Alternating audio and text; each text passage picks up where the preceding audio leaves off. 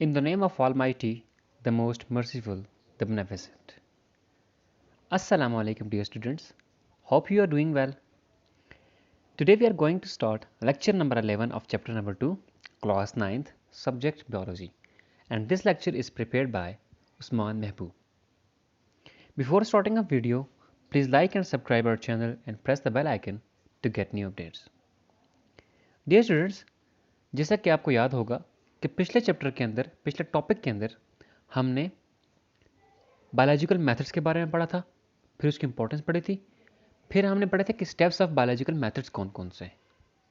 तो मैं थोड़ा सा आपको याद दहानी करवा दूं कि पिछले टॉपिक के अंदर हमने 5 स्टेप्स पढ़े थे।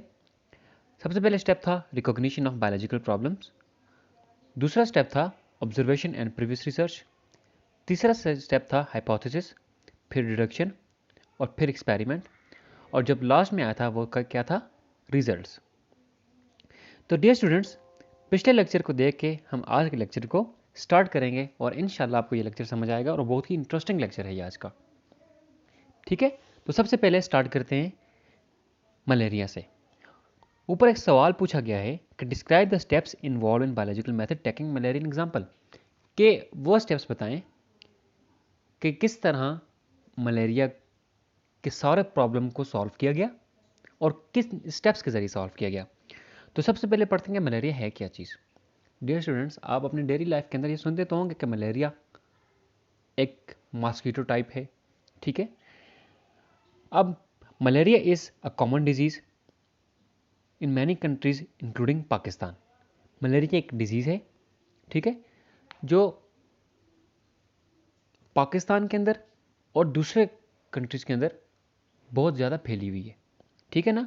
अगर हम बात करें कि मलेरिया के बारे में, the word malaria is combination of 2 Italian words, कि जो मलेरिया है ये 2 इटालियन वर्ड से मिलकर बना है। सबसे पहले माला, ठीक है, जिसका मतलब है बेड, और एरिया जिसका मतलब है एयर। मतलब मलेरिया मीन बेड एयर, जो आपको बेड एयर की वजह से डिजीज़ काज करे, ठीक है ना, या बेड वाटर या बेड एरिया की वजह से हो सके।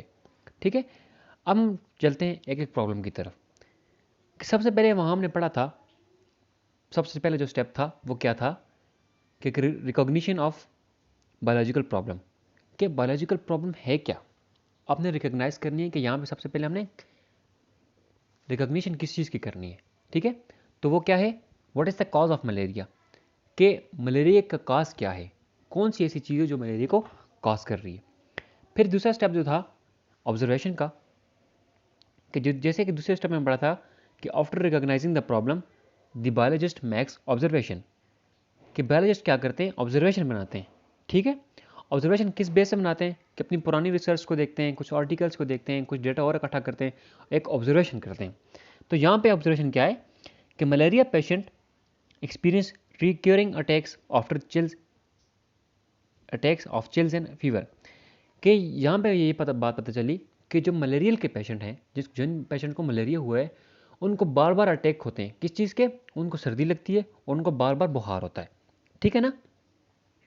फिर यहाँ पे ये ऑब्जर्वेशन बनाई गई कि ये ज़्यादातर उन लोगों को होता है कि जो लोग मार्शी एरियाज में रहते हैं, ठीक है, जहाँ पे पानी ज़्यादा हो, या वो एरिया जो ठंडा हो और पानी वाला हो। ठीक है ना। फिर जो मेन ऑब्जर्वेशन यहाँ पे ये बात बताई गई कि drinking the water of marches doesn't cause malaria, कि उन मार्शेस का जो पानी है अगर उसको पिया जाए उससे तो मलेरिया नहीं होता। तो ये ऑब्जर्वेशन थी। यहाँ पे ऑब्जर्वेशन क्या की गई, एक बात तो ये कही गई कि ज़्यादातर मलेरिया उन लोगों को होता है जो मार्शी एरिया में रहते हैं, और दूसरी बात ये की गई कि मार्शी एरिया उन मार्शी एरिया का पानी पीने से मलेरिया नहीं होता। तो फिर इसके बाद these observation didn't help much for solving the problem. ये जो ऑब्जर्वेशन की गई दो ऊपर हमने डिस्कस की कि इससे तो प्रॉब्लम सॉल्व नहीं हुआ कि मलेरिया का काज क्या चीज़ है। फिर इसी तरह 1878 के अंदर एक साइंटिस्ट थे लेविरॉन, फ्रेंच के थे, वो रहने वाले थे। उन्होंने क्या किया कि मलेरिया के जो पेशेंट है, वो पेशेंट जिसको मलेरिया हुआ है, उसके ब्लड को माइक्रोस्कोप के नीचे चेक किया, एग्जामिन किया उसको। ठीक है, फिर 5 साल बाद Same microorganisms were observed in the blood of malarial patient and these microorganisms were given the name of Plasmodium. फिर 5 साल बाद क्या हुआ कि वही ऑर्गेनिज्म माइक्रो ऑर्गेनिज्म दोबारा एक मलेरियल पेशेंट के अंदर देखा गया और उसको एक नाम दिया गया प्लाज्मोडियम। ये सब क्या थी? ऑब्जर्वेशन थी। तो जो दूसरा स्टेप था वो क्या था? हाइपोथेसिस का। ठीक है, ऑब्जर्वेशन के बाद दूसरा स्टेप क्या पढ़ा था हमने? हाइपोथेसिस का पढ़ा था। तो हाइपोथेसिस किसे कहते हैं? हाइपोथेसिस अगर मैं इसकी डेफिनेशन बताऊं कि it is the an untested statement before experimentation, कि एक्सपेरिमेंट करने से पहले एक स्टेटमेंट बनाई जाती है। ठीक है, so the tentative explanation of observation is called hypothesis, जो पिछली ऑब्जर्वेशन को देख के बनाई जाती है। और ये ऐसी स्टेटमेंट होती है हाइपोथेसिस की जो जुटलाई भी जा सकती है, या ये गलत होगी या ये ठीक होगी। वैसे ही एक बात बनाई जाती है और पिछली ऑब्जर्वेशन को देख के एक स्टेटमेंट दी जाती है, जिसे हम क्या बोलते हैं? हाइपोथेसिस कहते हैं। तो यहाँ पे क्या बात हुई कि biologist further build upon the ancient observation and discovery of leviron. Biologist ने क्या किया? जो लेविरॉन ने एक एक्सपेरिमेंट किया था माइक्रोस्कोप के अंदर, मलेरिया के पेशेंट का जो ब्लड था उसको एग्जामिन किया था माइक्रोस्कोप के नीचे, तो उसी को उन्होंने क्या किया? चेक किया। फिर उन्होंने एक हाइपोथेसिस बनाया, यहाँ पे एक स्टेटमेंट बनाई। वो स्टेटमेंट ये थी, the hypothesis made in this case was Plasmodium is the cause of malaria. यहाँ पे जो हाइपोथेसिस बनाया गया उन्होंने, वो ये था कि जो मलेरिया का काज है वो क्या है? प्लाज्मोडियम है। ये एक हाइपोथेसिस बनाया गया। ठीक है, अब ये जो हाइपोथेसिस बनाया गया ये टेंटेटिव है, ये सही भी हो सकता है और ये गलत भी हो सकता है। तो चलिए देखते हैं कि ये सही है कि गलत है। नेक्स्ट स्टेप में जाते हैं। नेक्स्ट स्टेप्स है डिडक्शन का। तो जैसा कि मैं आपको याद करवा दूं कि डिडक्शन किसे कहते हैं। Deduction in this step biologist draw deduction from hypothesis. इस स्टेप के अंदर क्या करते हैं बायोलॉजिस्ट? जो हाइपोथेसिस जो पीछे बनाया, हाइपोथेसिस क्या था कि जो मलेरिया है वो उसका काज क्या है? प्लाज्मोडियम है। अब उससे बायोलॉजिस्ट क्या करेंगे? एक डिडक्शन करेंगे, उससे एक मेन बात निकालेंगे, उसका एक अहज करेंगे। ठीक है, उसको उससे निचोड़ उसका निकालेंगे। अब बात की गई कि biologist doesn't know whether his hypothesis, किसका? लेविरॉन का हाइपोथेसिस जो है वो सही है कि गलत है। ठीक है, लेकिन इस केस के अंदर वो क्या कर रहे हैं? He accept it may be true and make deduction. तो इस केस में क्या कर रहे हैं कि जो लेविरॉन ने स्टेटमेंट बनाई थी उसको वो सही ले रहे हैं, वो कह रहे हैं चलें ये ठीक ही है, इसको ठीक मान लेते हैं, और उससे वो क्या करें? डिडक्शन कर रहे हैं। अब वो डिडक्शन क्या करेंगे? If Plasmodium is the cause of malaria, वो कहते हैं कि अगर मलेरिया को कॉज करने का जो मेन फैक्टर है वो प्लाज्मोडियम है, तो all the patient should have Plasmodium in the blood, कि जितने भी पेशेंट और हैं जो जिनको मलेरिया हुआ है उनको भी जो उनका ब्लड है उसके अंदर भी क्या होगा? प्लाज्मोडियम होगा। उन्होंने क्या किया? डिडक्शन यहाँ पे ये की, अगर प्लाज्मोडियम जो है वो कॉज करता है मलेरिया, तो इस बात को मद्देनज़र रखते हुए साइंटिस्ट ने क्या किया? एक बात डिडक्ट की। उन्होंने ये कहा कि जितने भी दूसरे पेशेंट्स हैं, ठीक है, जिनको मलेरिया हुआ है, उनके ब्लड के अंदर भी क्या हो गया? उनको भी क्या होगा? उनके ब्लड के अंदर भी प्लाज्मोडियम होगा। ये उन्होंने डिडक्शन की। ठीक है, स्टेप नंबर 4 उन्होंने किया। चलते हैं कि स्टेप नंबर 5 के अंदर क्या था। यहाँ पे स्टेप आगे पीछे लिखे हुए हैं। ठीक है, स्टेप नंबर 3 एक्सपेरिमेंट। अब डिडक्शन के बाद क्या किया जाता है? एक्सपेरिमेंट किया जाता है। और एक्सपेरिमेंट जो है ये एक बहुत ही इंपॉर्टेंट स्टेप है इस सारे प्रोसेस का। इस प्रोसेस के अंदर ये चेक किया जाता है कि जो पीछे हाइपोथेसिस बनाया था ये ठीक भी था या गलत। ठीक है, उस हाइपोथेसिस को चेक करने के लिए क्या किया जाता है? एक्सपेरिमेंट किया जाता है। ठीक है, एक्सपेरिमेंट करने के डिफरेंट तरीके हैं। अगर एक्सपेरिमेंट लैब के अंदर हो या फिर फील्ड के अंदर हो या ओपन एनवायरनमेंट के अंदर हो, इसके वेरियस कंपोनेंट्स हैं कि कुछ एक्सपेरिमेंट लैब के अंदर होते हैं, कुछ ओपन फील्ड के अंदर होते हैं, कुछ ओपन एरियाज के अंदर होते हैं। ठीक है, तो एक्सपेरिमेंट इसलिए किया जाता है इस बात को चेक करने के लिए कि जो स्टेटमेंट बयान की गई हाइपोथेसिस के अंदर वो ठीक है कि या गलत है। ठीक है ना। तो अब देखते हैं the next step was to test the deduction through experiment which were designed as. ठीक है, अब उन्होंने क्या एक्सपेरिमेंट किया? उन्होंने ये एक्सपेरिमेंट किया कि जो 100 मलेरियल पेशेंट थे, वो पेशेंट जिनको मलेरिया हुआ था, उन 100 पेशेंट्स का उन्होंने ब्लड लिया और माइक्रोस्कोप के नीचे अंडर उसको चेक किया, उनके ब्लड को एग्जामिन किया, चेक किया। ठीक है, फिर उन्होंने उसको चेक करने के लिए 2 प्रोसेस किए। तो मैंने बताए थे, अगर आपको पिछले लेक्चर याद हो, कि दो टाइप के एक्सपेरिमेंट होते हैं। एक होता है एक्सपेरिमेंटल ग्रुप, जिसमें सही पेशेंट होते हैं जिनको मलेरिया हुआ था। एक था कंट्रोल ग्रुप, साथ जिसे हमने कहा था कंट्रोल एक्सपेरिमेंट। तो वो वहाँ पे उस कंट्रोल एक्सपेरिमेंट के अंदर क्या था, हेल्दी पर्सन्स थे, कि वो 100 लोग थे जिनको मलेरिया नहीं हुआ था। अब इन्होंने ये किया कि 100 मरीज़ ऐसे लिए जिनको मलेरिया हुआ था, और 100 मरीज़ ऐसे लिए जिनको मलेरिया नहीं हुआ था। तो उन्होंने क्या किया कि जो जिनको मलेरिया हुआ था उनका ब्लड लिया और उसको माइक्रोस्कोप के नीचे एग्जामिन किया, चेक किया। और इसी तरह वो 100 लोग लिए जो हेल्दी थे, उनका ब्लड भी लिया और उनको माइक्रोस्कोप के नीचे चेक किया।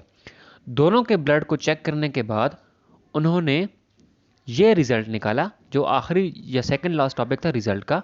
उन्होंने ये रिजल्ट निकाला कि इट वाज ऑब्जर्व दैट, पहले मैं आपको बता दूं कि रिजल्ट कैसे कैसे हैं, थोड़ा याद करा दूं कि रिजल्ट के अंदर क्या होता है कि जो एक्सपेरिमेंट किया होता है उसका एक नतीजा निकालते हैं कि भाई ये बात सही थी या ये बात गलत थी।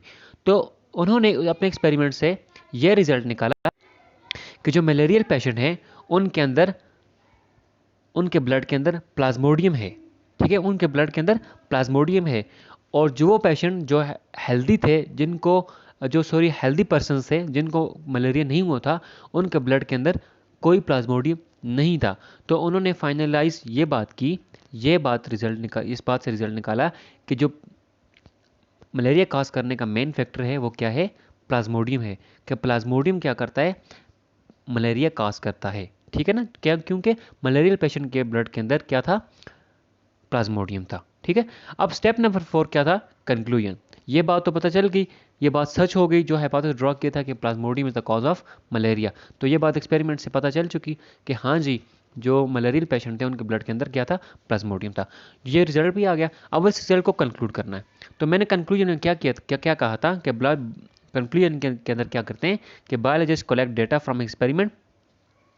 उस डेटा को एनालाइज करते हैं और स्टेटिस्टिकली चेक करके उसको कंक्लूड करते हैं। ठीक है, कंक्लूजन के अंदर वो क्या करते हैं कि उस डेटा को लेकर किसी रिसर्च आर्टिकल के अंदर या किसी बुक के अंदर या किसी जर्नल के अंदर प्रिंट कर देते हैं, और बहुत से लोग इसके बाद इसको पढ़ते हैं और इससे इल्म लेते हैं, नॉलेज लेते हैं। ठीक है, फिर कंक्लूजन के अंदर क्या किया कि the result were quite convincing and prove the hypothesis. फिर उन्होंने क्या कहा कि जो सारा एक्सपेरिमेंट, जो सारा प्रोसेस हमने किया है, ये सारा ठीक था, क्वाइट कन्विंसिंग था, और इससे हमें ये रिजल्ट मिला कि हाँ, जो मलेरिया है उसका जो मेन फैक्टर है, जो उसको कॉज करने वाला फैक्टर है, वो क्या है, प्लाज्मोडियम है। और ये बात सच साबित हो गई। ठीक है, अब इस सारे प्रोसेस के अंदर, इस सारे लेक्चर के अंदर हमने क्या पढ़ा, हमने सबसे पहले इसको कंपेयर किया पिछले लेक्चर के साथ, कि पिछले लेक्चर के अंदर हमने कुछ स्टेप्स पढ़े थे कि किस तरह बायोलॉजिस्ट किसी भी अपने एक्सपेरिमेंट को करते हैं, किस तरह किन स्टेप्स के ज़रिए वो सारा प्रोसेस अपना कंडक्ट करते हैं। तो यहाँ हमने एक एग्जांपल ली थी मलेरिया की, कि बायोलॉजिस्ट किस तरह बायोलॉजिस्ट ने मलेरिया को चेक किया। तो मैं इसको आखिर में समराइज़ कर देता हूँ कि आपको बात समझ आ जाए। ठीक है, सबसे पहले उन्होंने रिकग्निशन की, पहला स्टेप किया रिकग्निशन। वो क्या था कि उनका रिकग्निशन ये करना था कि मलेरिया को कौन सी चीज़ मलेरिया काज करती है। ठीक है, फिर उन्होंने उसके बाद बायोलॉजिस्ट ने ऑब्जर्वेशन का प्रोसेस किया, ऑब्जर्वेशन का स्टेप किया। उसके अंदर उन्होंने क्या किया, ऑब्जर्वेशन की कि हाँ भाई, जो मलेरिया है वो लोग, उन लोगों को ज़्यादा होता है जो मार्शी एरिया में रहते हैं, पानी के पास रहते हैं। ठीक है, और दूसरी बात यह कि जो लोग मार्शेस पानी, मतलब जो उन मार्शेस का पानी पीते हैं, उनको मलेरिया नहीं होता। ठीक है, फिर उन्होंने उसके बाद उन्हें एक हाइपोथेसिस ड्रा किया। उसके अंदर उन्होंने ये कहा कि फिर ऑब्जर्वेशन के अंदर क्या हुआ था कि एक फ्रेंच का साइंटिस्ट है लेविरान, उन्होंने क्या किया था, एक मलेरियल पेशेंट का ब्लड लिया, उसको एग्जामिन किया था माइक्रोस्कोप के नीचे। ठीक है, और उसके अंदर उन्होंने कहा था कि जो उसका मेन काज है वो क्या है, प्लाज्मोडियम है, बताया। फिर हाइपोथेसिस के अंदर ये बात की गई कि हाँ जी, जो मलेरिया का काज है वो क्या है, वो मतलब प्लाज्मोडियम पे। फिर इस बात को आखिर में डिडक्ट किया गया। फिर इस बात को डिडक्ट करके ये बताया गया कि अगर एक पेशेंट को मलेरिया के पेशेंट को जो मलेरिया हुआ है उसका काज अगर प्लाज्मोडियम है, तो दूसरे 100 लोग जिनको मलेरिया हुआ है उनका भी जो काज है वो क्या है, प्लाज्मोडियम है। फिर उन्होंने इसको एक्सपेरिमेंट किया। एक्सपेरिमेंट में क्या किया कि 100 लोग ऐसे लिए जिनको मलेरिया हुआ था, उनका ब्लड लिया, उसको चेक किया, और 100 लोग हेल्दी लिए, उनका ब्लड लेके चेक किया। फिर जो लोग जो मलेरिया के पेशेंट थे उनके ब्लड के अंदर प्लाज्मोडियम था, जो हेल्दी पर्सन से उनके अंदर नहीं था। तो ये बात जाहिर हो गई, इसका ये रिजल्ट आ गया कि हाँ जी, जो मलेरिया का काज है वो क्या है, प्लाज्मोडियम पे। फिर उसको उन्होंने फाइनल कंक्लूड किया, और कंक्लूड करने के बाद उसको ये रिजल्ट किया।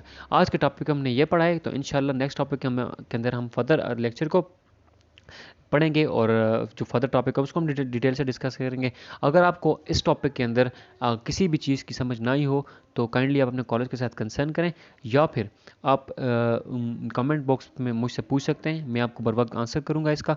इंशाल्लाह मिलते हैं नेक्स्ट लेक्चर में। अपना ख्याल रखिएगा। अल्लाह हाफिज़।